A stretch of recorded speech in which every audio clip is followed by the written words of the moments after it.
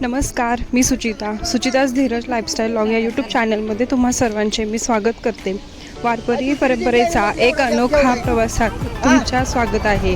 आज पालखी सोहळ्याचा दुसरा दिवस। पळसगाव ते कुकुडवाड अंतर मोठं पण वाट खूप बिकट आहे, पण सोबत आहे विठ्ठलाचा नामघोष आणि मनात आहे एकच जिद्द।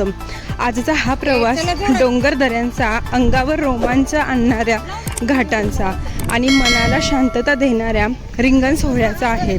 चला तर मग माझ्यासोबत या पायी वारीचा अस्मरणीय प्रवासात सफर करूया।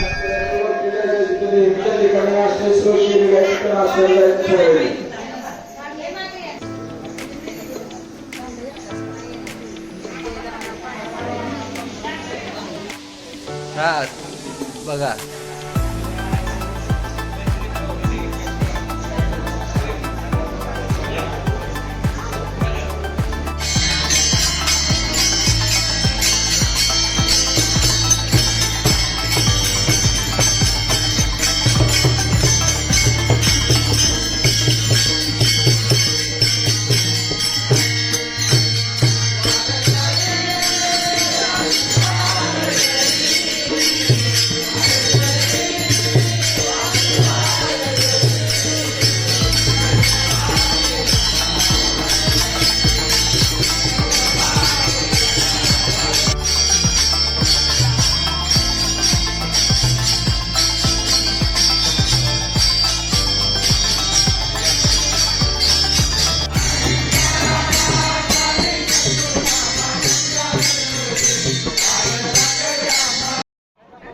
सकाळची वेळ, पळसगाव सोडलं आणि सुरू झाला आमचा डोंगर दऱ्यातून प्रवास। आजचा रस्ता सोपा नव्हता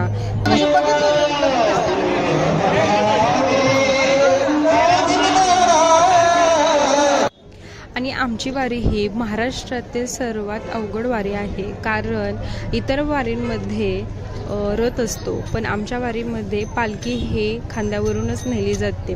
तर प्रत्येक गावात जाईल ती गावातील लोक पालखी त्या गावात प्रस्थान करताना ती गावकरी पालखी घेण्यासाठी उत्साहाने येतात आणि ती पालखीनंतर गावकऱ्यांनी मानाने तिचं पूजन केल्यानंतर ती नंतर बाहेर सोडताना पूर्ण वेशीच्या बाहेर सोडण्यासाठी तिथले गावकरी सगळे पालखी सोडण्यासाठी येतात। म्हणजे हा अनुभव खूप छान होता। म्हणजे प्रत्येक गावात गेलो पण लोकांनी आपुलकी खूप दाखवली।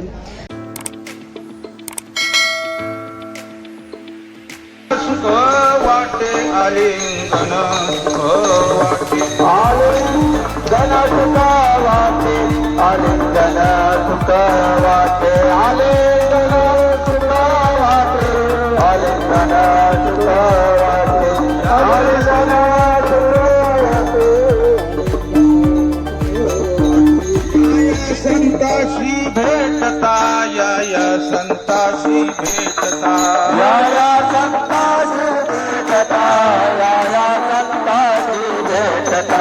हरे संसाराची व्यथा, हरे संसाराची हरे संसाराची व्यथा, हरे संसाराची व्यथा। पुढता पुढती माता, पुढता पुढती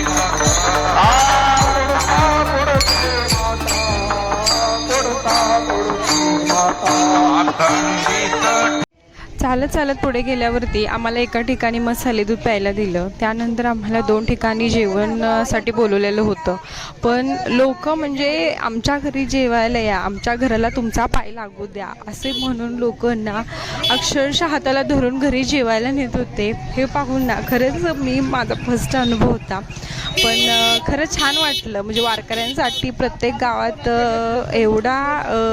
एवढी सेवा केली जाते हे मला नव्हतं माहिती आणि खरंच खूप छान वाटला हा अनुभव मला।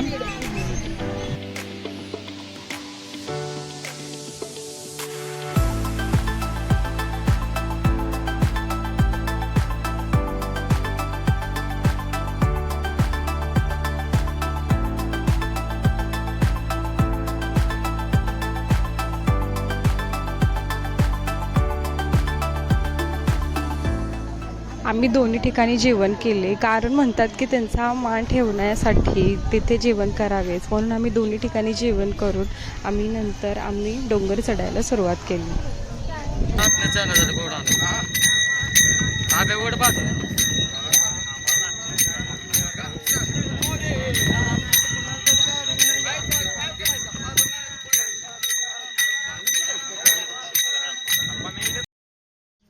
नंतर पुढे चालल्यानंतर काही वेळातच मग पुढे भारोडे सुरू झाले.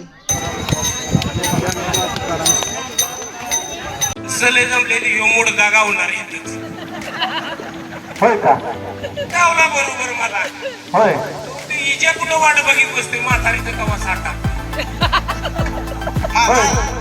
तिला म्हटलं मी जरा आलो इथनं, तुझा ते ब्युटी पार्लर काय ब्युटी पार्लर काय आहे की म्हणते. होय का? ते आता काय लावते की तोंडाला का काय?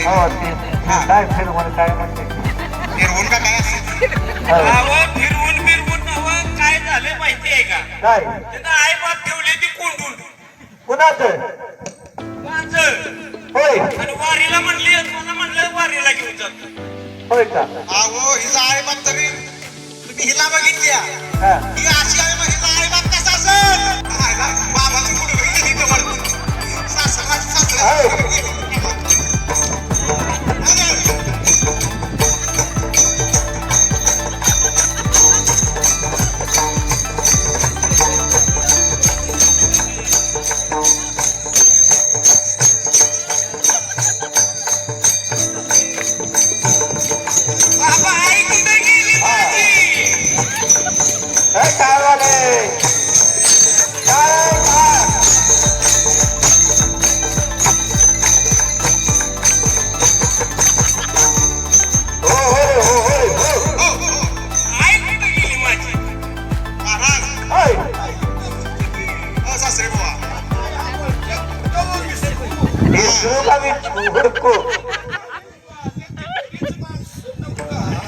सासरे बुवा जावाई तुम्ही आहे होय? हेच आहे का बघा, तुमचा जावायच आहे का बघा महाराज. असं जर सासू सासऱ्यानं पोरीच्या जावायच्या जर संसाराला असं मागणं फिरायचं म्हटलं, तीच प्रथा झालं म्हणजे चालेल का संसार मला सांगा की? चाललंय ना. आली माझी पारो कशी नाकात आहे तिची न, आली माझी पारो. हो हो आपलं मोठं आय अशी करू नको, अंगात आले ग दिंडीला आले. यो गुलाबजाम सारखा दिसतोय अख्ख्या दिंडीत.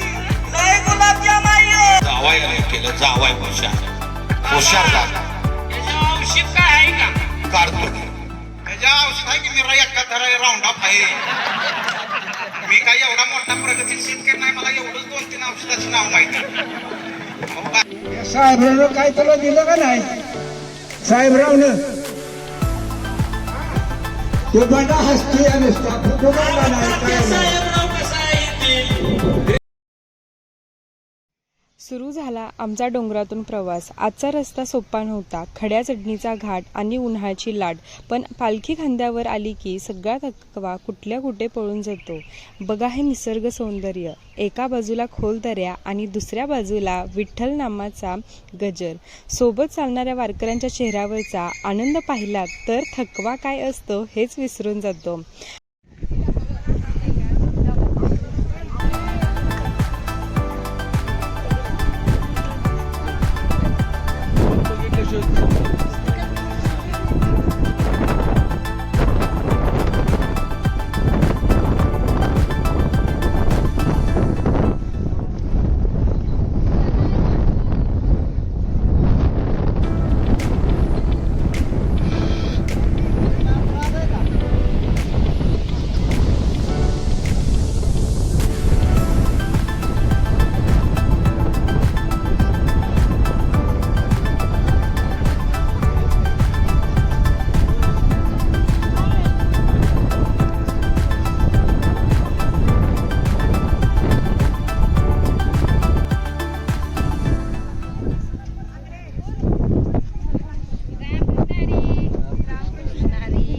आणि अखेर तो क्षण आला, रिंगण सोहळा. आम्ही डोंगरावर पोचलो. जेव्हा माऊलींची पालखी रिंगणामध्ये प्रवेश करते तेव्हाचं वातावरण काही वेगळंच असतं. भक्तीचा असा महासागर इथे ओसांडून वाहतोय. माऊलींच्या नामाच्या गजरात तल्लीन होऊन नाचणारे वारकरी आणि डोळ्यांचे पारणे फेडणारा हा क्षण खरोखर शब्दात पाडणे कठीण आहे. पण या ऊर्जेचा अनुभव फक्त इथे आल्यावरच घेता येतो.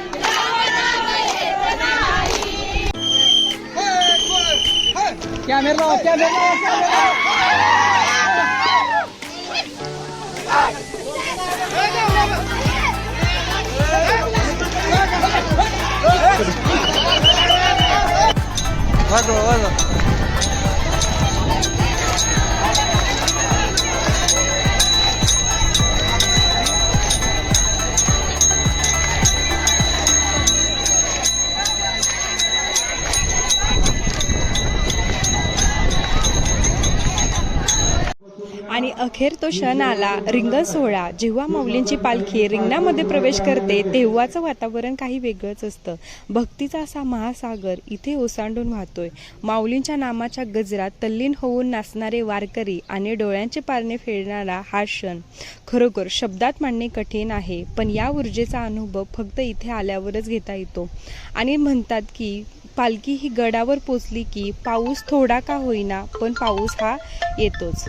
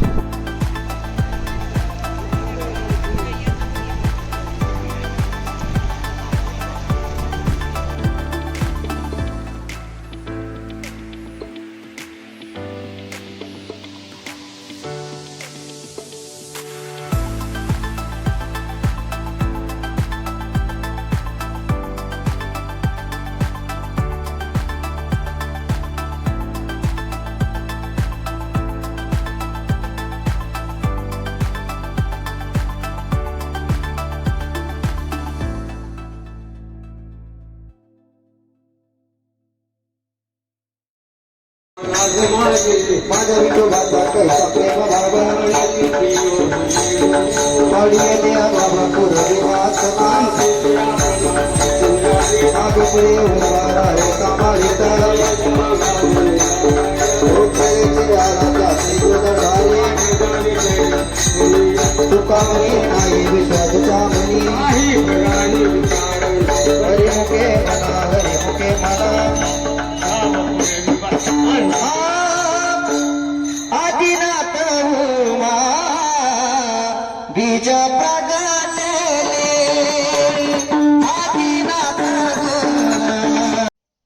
आता सकाळपासून चांगली भूक लागली होती.